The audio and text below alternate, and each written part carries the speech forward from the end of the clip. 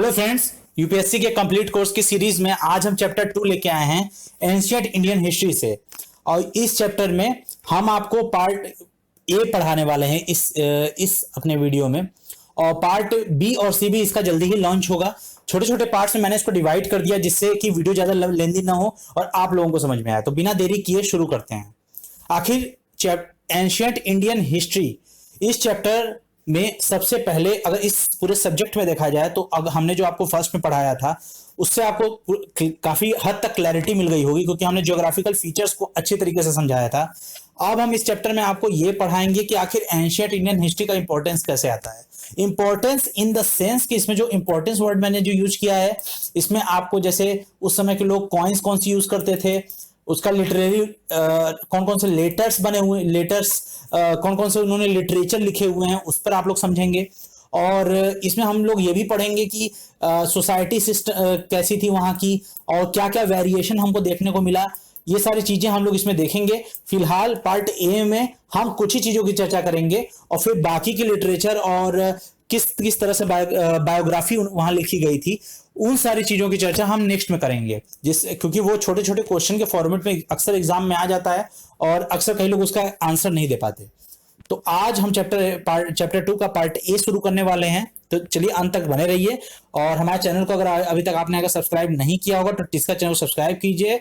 YouTube पे टिस्का डालेंगे तुरंत हमारा चैनल सबसे ऊपर दिखेगा आपको, आप सब्सक्राइब कीजिए हमारे चैनल को। और टिस्का चैनल पे जाके प्लेलिस्ट के सेक्शन में जाके आप direct UPSC complete course playlist में जाएंगे, आपको हमारी वीडियो वहां यूपीएससी की अभी तक हमने जितनी भी लॉन्च की है वो सारी आपको मिलेगी। अब चलिए बिना देरी किए शुरू करते हैं।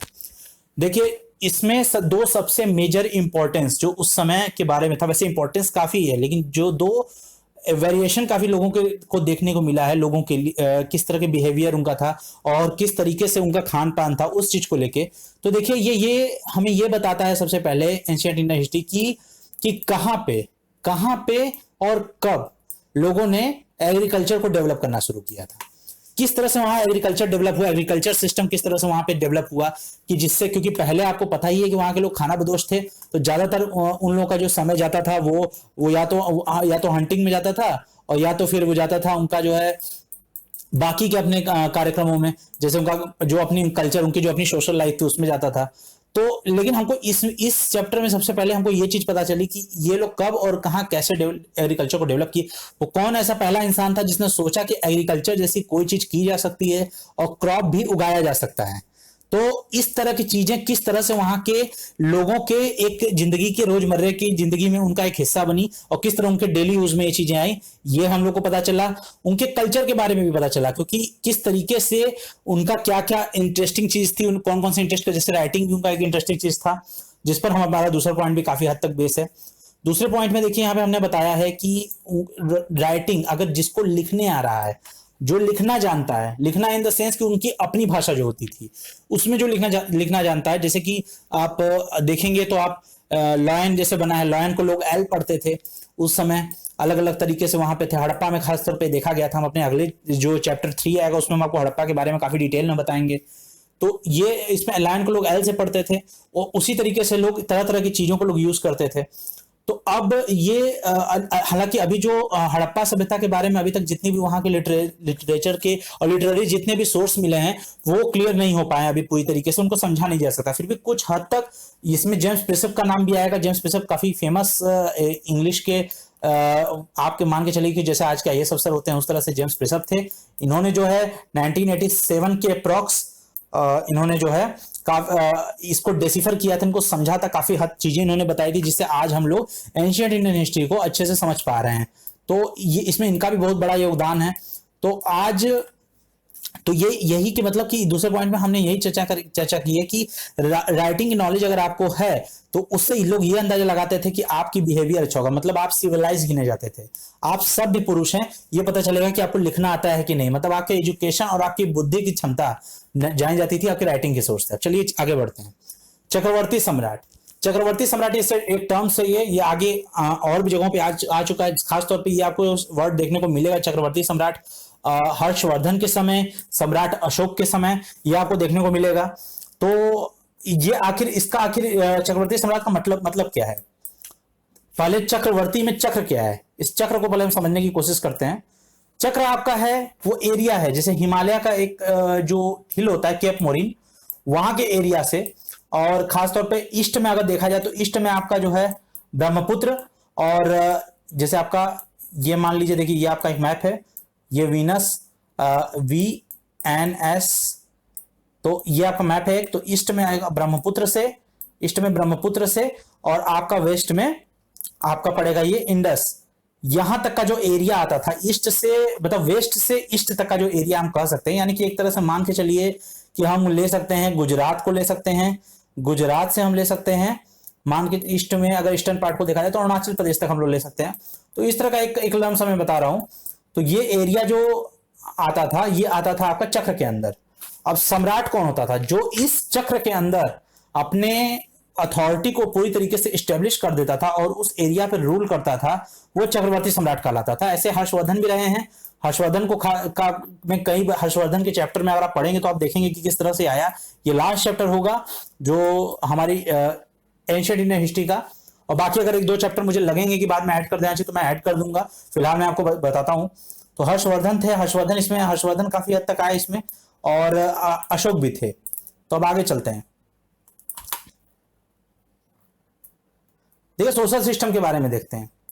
सोशल सिस्टम क्या था वहां का? वैसे मैं आपको शुरू में बताया कि काफी वहां का सोशल सिस्टम देखा जाए तो बहुत ही अलग टाइप का था, काफी विभिन्न था, बहुत डिफरेंट टाइप का था। कैसा डिफरेंट था? देखिए नॉर्थ इंडिया में डिवाइडेशन जैसे एक अलग अलग तरीके का डिवाइडेशन था। अगर नॉर्थ इंडिया में आप हैं तो वहां पे ज्यादातर कास्ट सिस्टम को बहुत ही बड़ा माना जाता था इश्यू, कि जो आपको पता ही है जाति प्रथा, जिसमें आपका आते थे ब्राह्मण आते थे, क्षत्रिय आते थे, वैश्य आते थे, शूद्र आते थे, ये वर्ण व्यवस्था थी। इसके बारे में भी आपको वैदिक काल में हम आपको बताएंगे। तो कास्ट सिस्टम नॉर्थ इंडिया में उस समय से पिछले समय से एंशिएंट इंडिया से ही चला आ रहा था, और ये लगभग पूरे देश में वहां से फैल चुका था। मतलब आपकी जाति क्या है और आपकी प्रजाति क्या है, ये आप ज्यादातर पता लगेगा नॉर्थ इंडिया में अगर आप हैं तो। अगर यही हम सेम बात करें साउथ इंडिया की, तो यहाँ पे ये इतने अलग फॉर्म में, इतने कट्टर फॉर्म में आपको देखने को नहीं मिला है जितना आपको नॉर्थ इंडिया में देखने को मिल गया है। अगर हम बात करें फॉरेनर्स की, तो देखिए फॉरेनर्स जो थे वहां के, वो अक्सर क्या करते थे कि अपनी जाति को बदल देते थे, वो अपने कास्ट को बदल देते थे, एब्जॉर्व कर लेते थे। ज्यादातर वो क्रिश्चियन में परिवर्तित हो जाते थे या मुस्लिम बन जाते थे, कई बार हिंदू भी वो बनते थे। मतलब क्योंकि वो मान लीजिए बाहर दूसरे देश से आ रहे हैं, और वो किसी भी देश के हो सकते हैं, वो उस समय के हिसाब से एंशिएंट इंडिया के हिसाब से जो उनके देश थे यूरोप वगैरह, वहां से भी आते थे फॉरेनर्स, और वो क्या करते थे चेंज हो जाते थे, और अपने कास्ट को काफी हद तक चेंज करके एक अलग रूप धारण करके यहाँ के लोगों के साथ घुल मिल जाते थे। कुछ ऐसे भी लोग थे इसमें जो जिन्होंने हिंदुइज्म को छोड़ा था, जो हिंदू थे और उन्होंने अपने धर्म को छोड़ा। कुछ ऐसे थे जिन्होंने, जो हिंदू नहीं थे, उन्होंने हिंदू धर्म को अपनाया। तो ये कुछ इस तरह का डिफरेंट अलग टाइप का सोशल कल्चर, खासतौर पे हम बोले तो ये सोशल सिस्टम कास्ट के अराउंड, नॉर्थ में काफी कास्ट के अराउंड घूम रहा था। नॉर्थ इंडिया में अगर देखा जाए तो ये कास्ट को लेके काफी हद तक लोग सीरियस थे, और बहुत ज्यादा इसको लेकर कट्टर की तरफ एक फैनेटिक लोगों के अंदर ये चीज थी कि कास्ट के हिसाब से हमको चलना है। अब हम बात करते हैं मटेरियल्स की। देखिए मटेरियल्स के बारे में हमको पता चलने के लिए, पता लगाने के लिए कि मटेरियल्स का किस तरह से वहां पे पाया गया, या कौन कौन से मटेरियल वहां पाए गए ज्यादातर, इसके लिए सबसे ज्यादा पता चलता है हमें अगर साउथ इंडिया में अगर आप जाएं तो साउथ इंडिया में जो स्टोन टेम्पल, स्टोन के जितने पत्थर बने हुए हैं, पत्थरों के ज्यादातर बने हुए हैं टेम्पल, तो ये पता लगता है कि वहां पत्थरों की अधिकता थी, वहां पत्थर ज्यादा मात्रा में मिलते थे। और ब्रिक्स अगर देखा जाए तो ईस्टर्न इंडिया में अगर आप देखिए तो खासकर नॉर्थ में भी देखा गया है ज्यादातर कि ब्रिक्स के मोनास्ट्रीज वहां ज्यादा पाई गई थी, यानी कि ईटो मोनास्ट्री, लोग मठ को बनाने में स्टोन्स का प्रयोग करते थे। ईस्टर्न इंडिया में मठ यानी कि आपका देखिए जैसे जैनिज्म होता है, बुद्धिज्म है आपका, और जैनिज्म है, तो इसके लिए जो भी मठ बनते थे उनके लिए जो मोनास्ट्री वो लोग बनाते, जो लोग मठ बनाते थे वो ज्यादातर बनता था ब्रिक का, यानी कि ईटों का बनता था। और ज्यादातर साइट जो थी उसे, एक और चीज थी यहाँ पे कि जो भी साइट यहाँ पे, साइट्स इन द सेंस की वो जगह जहां पे खुदाई की जाती है, वो साइट उनकी आती थी, वो वर्टिकली खोदी जाती है, नहीं सीधा। मतलब मान के चलिए कि अगर ये आपका मान ले अगर हम सरफेस है तो ऐसे लोग खोदते थे। तो इससे क्या होता था कि देखिए आपको पता है कि जैसे हमारी धरती की बनावट है, या ज्योग्राफी में आप लोग अच्छे से पढ़ेंगे, तो इस तरह से कई लेयर जैसे होते हैं, तो जैसे मान लीजिए कि यहाँ खुदाई हुई, वर्टिकल इन्होंने खोदा, तो ये इस एरिया में क्या चीज थी उनको ये पता चला। फिर इसी में थोड़ा और खोदा तो इस एरिया में क्या चीज था उनको वो पता चला। इसी तरह थोड़ा और खोदा तो इस एरिया में कौन चीज था वो उन्हें पता चला। तो इस तरह से उनको वर्टिकली पता चलता गया कि हाँ यहाँ पे ब्रिक का यूज होता था, यहाँ स्टोन का यूज होता था, और यहाँ पे अलग अलग तरह की चीजों का यूज होता है, यहाँ कॉपर लोग यूज करते थे। तो इस तरह मैक्सिमम चीजें जैसे जैसे खोदते गए वर्टिकल उनको मिलता गया। अगर हम बात करें ये हॉरिजॉन्टल की, अगर हॉरिजॉन्टल होते मान लीजिए कि जैसे हॉरिजॉन्टल इन द सेंस की ये हमारा जैसे मान लीजिए जैसे हमने दिखाया था आपको सेम ये सरफेस है, और अगर इस सरफेस में अगर हम हॉरिजॉन्टल अगर खुदाई कर देंगे ऐसे मान लीजिए इस तरह से अगर हम खुदाई कर देंगे तो हमें कुछ खास नहीं मिलेगा। अभी ये इन द सेंस के ऊपर नहीं जा रहा, मान लीजिए चलिए कि अगर ये सरफेस थोड़ा सा ऐसे हम ले लेते हैं, तो अगर इस तरह से भी ये रहेगा तो इसमें हमको ज्यादा इन्फॉर्मेशन, हमको एक ही लेयर के बारे में ज्यादा इन्फॉर्मेशन मिलेगी अगर हम हॉरिजॉन्टल खुदाई करेंगे। और चूंकि इस एरिया के बारे में हमको ज्यादा पता चला, तो ये वर्टिकल जो खुदाई था ये एक तरह की कला थी, एक तरह का स्किल इसको कहा जा सकता है, जो वहां के लोगों ने डेवलप किया था काफी मेहनत से। तो इसीलिए क्रोनोलॉजिकल सीक्वेंस में, यानी क्रोनोलॉजी यानी जो आप समझिए क्रोनोलॉजी को समझिए, क्रोनोलॉजिकल सीक्वेंस में जिस तरह से हमारे अमित शाह जी कहते हैं क्रोनोलॉजी को समझने के लिए, ठीक उसी तरीके से आप लोग यहाँ क्रोनोलॉजी को समझिए और समझने की कोशिश कीजिए कि किस तरह से चीजें एक दूसरे से कनेक्ट होकर आगे चलती हैं, और किस तरह से हम देख सकते हैं कि क्रोनोलॉजिकल वे में कि हमें कौन चीज पहले मिली, कौन चीज उसके बाद मिली, कौन चीज उसके बाद में, किस तरह डेवलपमेंट हुआ। अब बात करते हैं आगे क्लाइमेट। देखिए क्लाइमेट का भी बहुत बड़ा रोल था। हम ये नहीं कह सकते कि सारा जो भी किया जा रहा है सब इंसानों का ही है, बल्कि हम ये कहेंगे कि क्लाइमेट का भी एक बहुत बड़ा रोल था।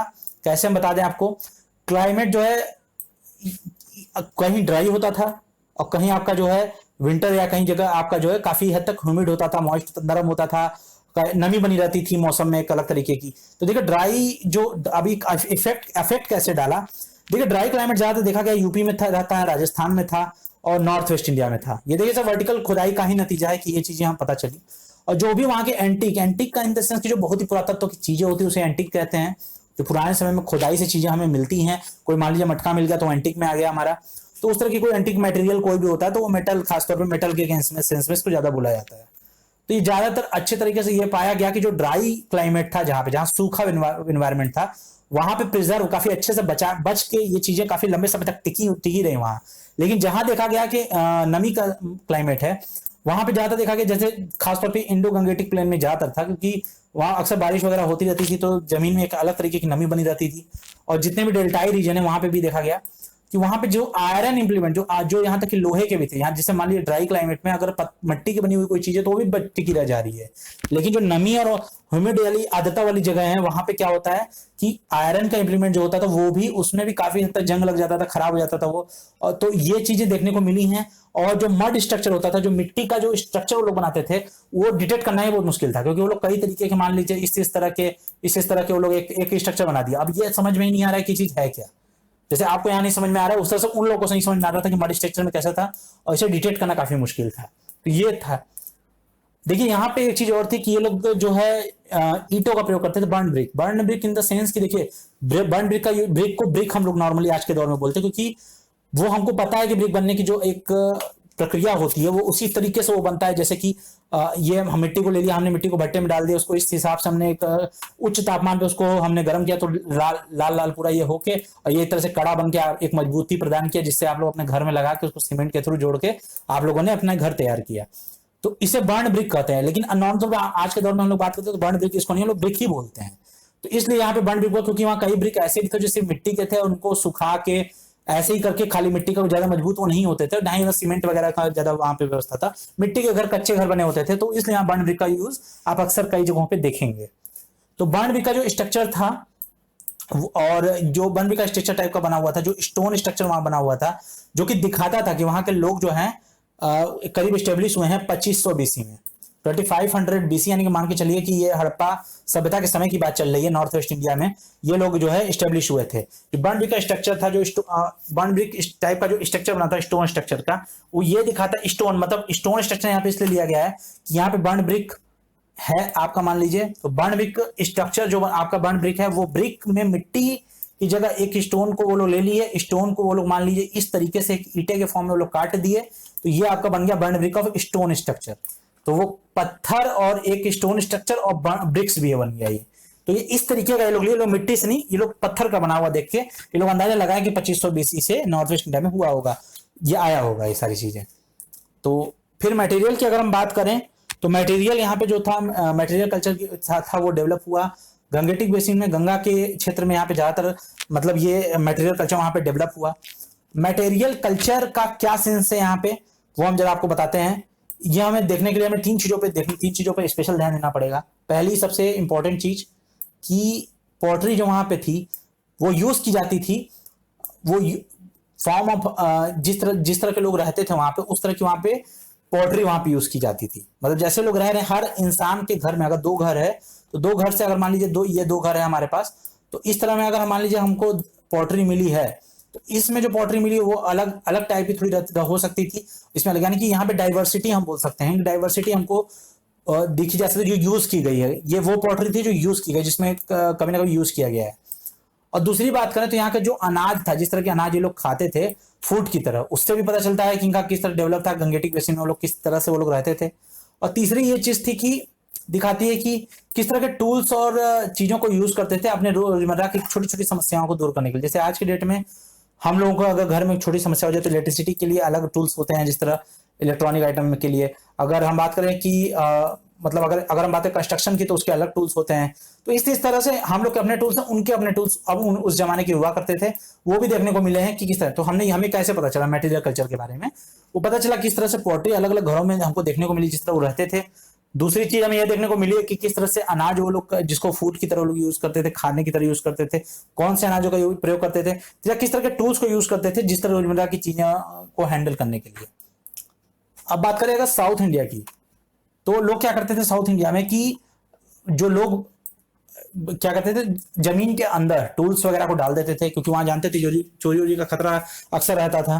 तो लोग क्या करते थे टूल्स को, उनके जो हथियार होते थे उनको जमीन के अंदर ही व्यवस्था बनाए रहते थे। इसीलिए आज के डेट में भी देखिए तो खजाना आपको कई जगहों से सोने के खजाना आपको मिल जाता है कि ढेर सारा खजाना मिला। तो भंडार अक्सर ऐसा होता है लोग एक ही जगह पे ढेर सारे ज्यादा समय से सोना इकट्ठा करते गए, और वही बाद में जब वो लोग मर गए किसी को पता नहीं चला, तो वहां कुछ मतलब घर बन गया या कुछ बन गया वहां, और बाद में वहां खुदाई हुई कभी फ्यूचर में तो मिल गया वहां से सोना। तो इसी तरीके से ये लोग जमीन के अंदर रहते थे। साउथ इंडिया में ज्यादातर ये देखा गया।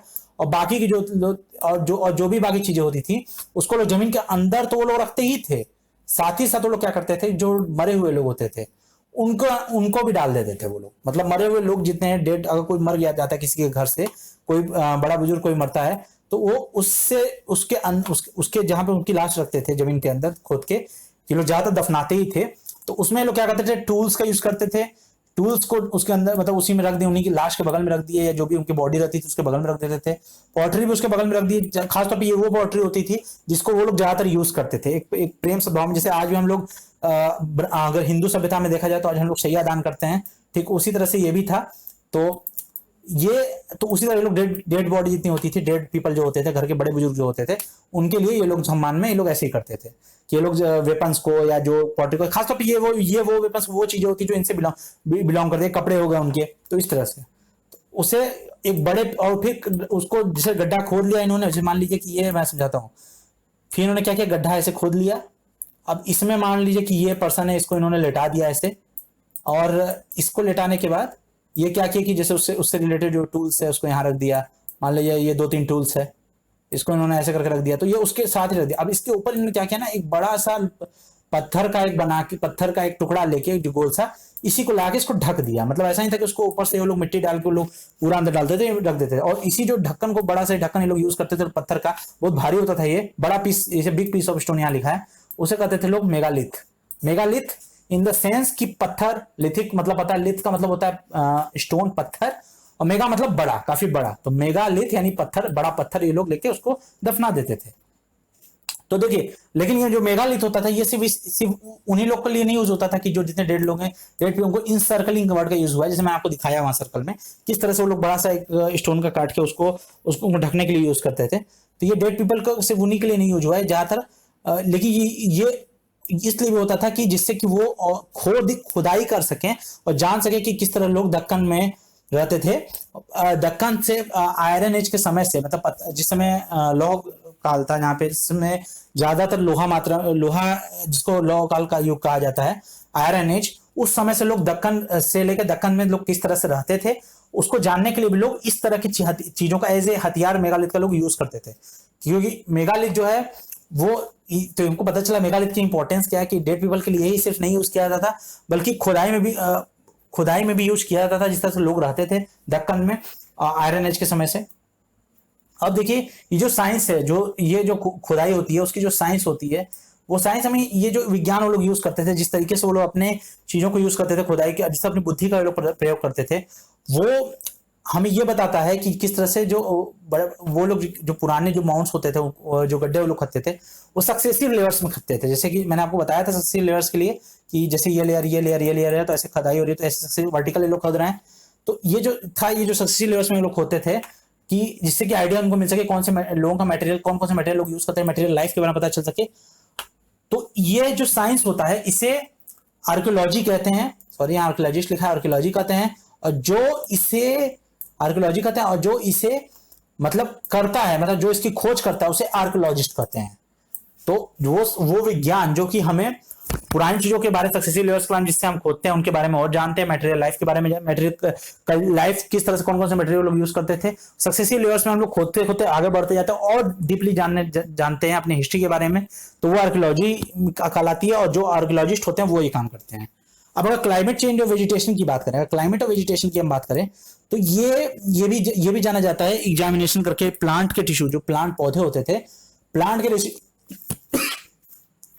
रेसिड्यू जो होते थे, उनसे भी ये पता लगाया जा सकता था कि किस तरीके से वो लोग प्लांट जो इन लोग का बच जाता था, प्लांट जो मान लीजिए टूट गया और प्लांट टूट के उसके कोई टुकड़े जमीन में लगे रहे, तो उस तरह के रेसिड्यू से भी ये लोग पता लगा लेते थे और उसके पॉलन का एनालिसिस करके, इस बारे बायो का टर्म है, आपको हम बायोलॉजी में इसको डिटेल में बताएंगे।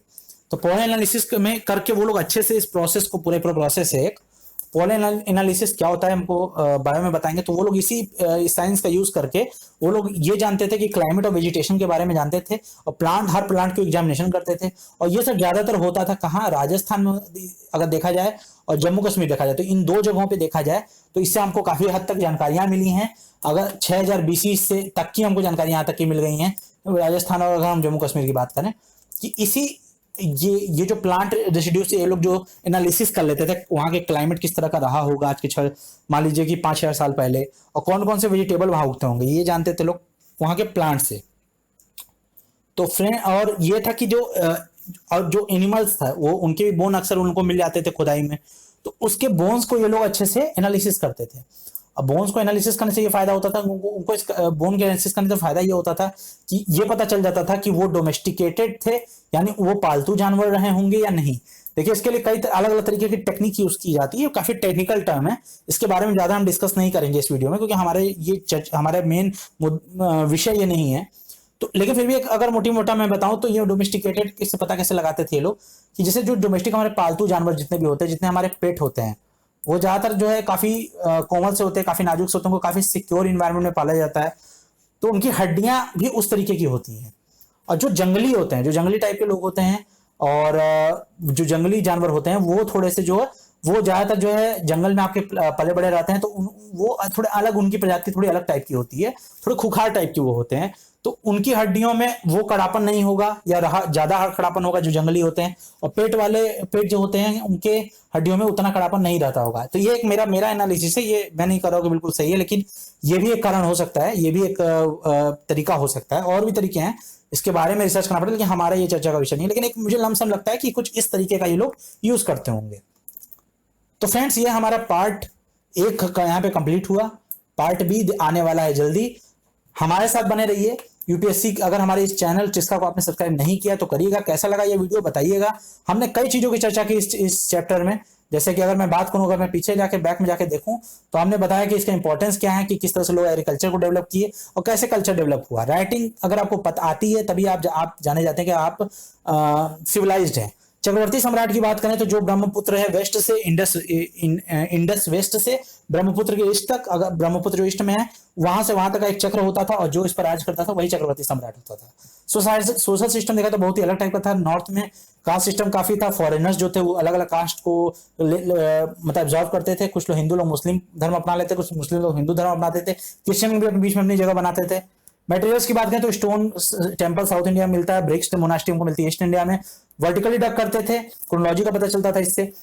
क्लाइमेट में इंपॉर्टेंट रोल प्ले करता है। ड्राई क्लाइमेट आपको यूपी राजस्थान और नॉर्थ वेस्ट इंडिया में हमको मिला है, जहाँ पे एंटीक पाएगा अच्छे से प्रिजर्व है। इंडो गंगेटिक बेसिन में ये उतना अच्छे से नहीं है, बल्कि आयरन भी लोहे में भी जंग लग गया है।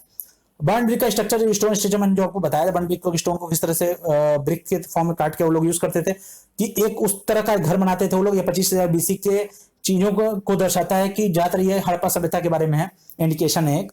मटेरियल कल्चर की बात करें तो ये गंगेटिक बेसिन है, जो दिखाता है कि किस तरह की पॉटरी वो लोग यूज करते थे, जैसे वो रहते थे, किस तरह का फूड वो लोग, अनाज के तौर पर फूड वो लोग यूज करते थे, टूल्स कौन कौन से थे यूज करते थे, साउथ जो लोग मरते थे उनके लिए कौन से टूल्स वेपन उनके अंदर दफनाए जाते थे, कौन से बड़े स्टोन किस चीज से उन्हें ढकाया जाता था, जिसमें मेगालिथ कहते थे। मेगालिथ जो है सिर्फ उसी लिए यूज नहीं होता था, बल्कि अक्सर जो है लोग क्रोनोलॉजी को यूज करने में भी बड़े बड़े पत्थरों का लोग यूज किए, कई बार खुदाई में भी एक मटेरियल की तरह ये यूज हुआ है।